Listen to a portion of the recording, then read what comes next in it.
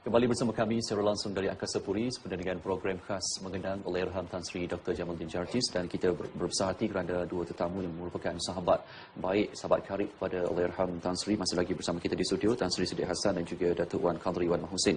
Baik Tan Sri, kalau kita boleh kongsikan kepada rakyat Malaysia secara keseluruhannya. Dalam era kini ramai yang berlumba-lumba ingin menjadi pemimpin, tetapi nak menjadi pemimpin yang dekat di hati, yang mempunyai X factor, itu bukan satu perkara yang mudah. Ketika Tan Sri sebagai KSN, Allahyarham Tan Sri sebagai menteri sendiri, bagaimana idea-idea yang dibawa oleh Allahyarham ini dapat dibawa ke peringkat kabinet dan juga untuk rakyat Malaysia secara keseluruhannya, Tan Sri? Tadi Datuk Wan ada menyebut masa Allahyarham jadi Duta Besar Malaysia di Washington DC, beliau masih lagi boleh melihat dan dilihati oleh orang kampung. Betul. Di Rompin, orang asli di Rompin, dengan begitu inovatifnya. Skype umpamanya. Siapa boleh fikir bahawa Tan Sri di Amerika dan orang di Rompin boleh Skype. Tapi inilah orang yang begitu inovatif. Pemikiran dia bukan setakat abad ke-21. Pada saya, beliau berfikir seolah-olah dalam 27th century dan dibawa ke abad 21. Dan dia fikir kalau dia boleh buat begitu, orang kampung pun boleh buat. Jadi bayangkan pemikirannya itu, memanglah dia cerdik kan, first class honors, ada PhD dan sebagainya.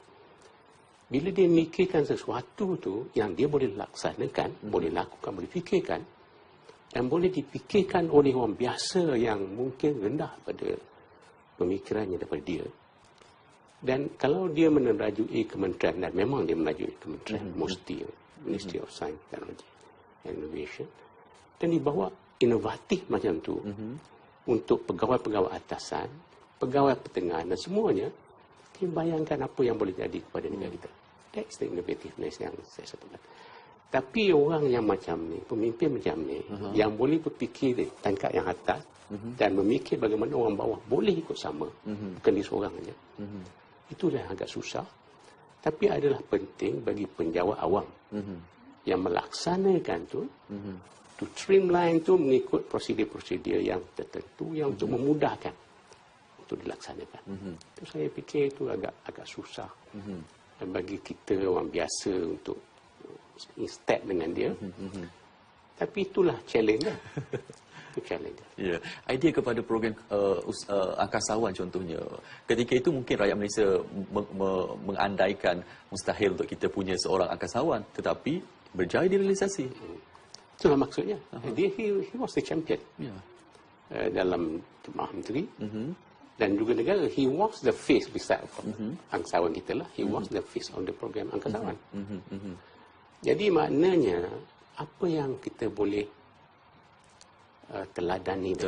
Yang pentingnya kita tak boleh lari pada hakikat arwah sudah meninggalkan kita. Tapi apakah pengajaran dan pembelajaran yang kita boleh ikuti, boleh teladani. Bukan setakat jadi angkasawannya, tapi beyond that. Bagaimana untuk memudahkan rakyat mencapai satu status yang lebih tinggi. Macam Skype tadi.